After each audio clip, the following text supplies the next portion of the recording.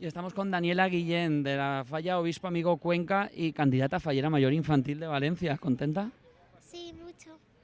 Bueno, ¿cómo sentiste ese momento en la fonteta cuando de repente sonó tu nombre?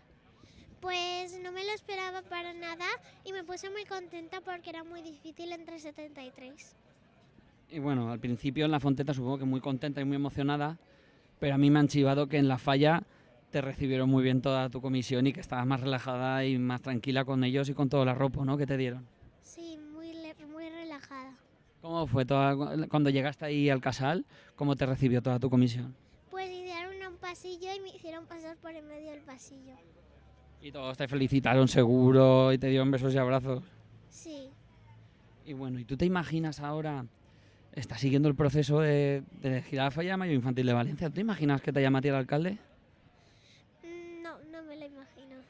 Pero para eso estamos, ¿no? El proceso sigue y el jurado será el que tendrá que decidir. ¿Tú cómo te sentirías en ese momento? Tú imagínate que suena el teléfono y te lo coge y te dice que es el alcalde.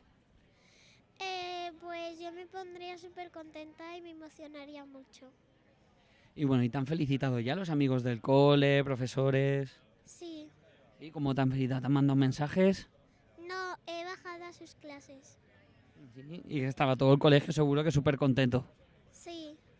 Y a mí me ha dicho un pajarito que tú haces bailes tradicionales, ¿verdad? Y en la Falla. Sí. Y bueno, ahora este año igual un poquito lo tendrás que dejar de lado, ¿no? Porque tendrás muchos actos. Sí.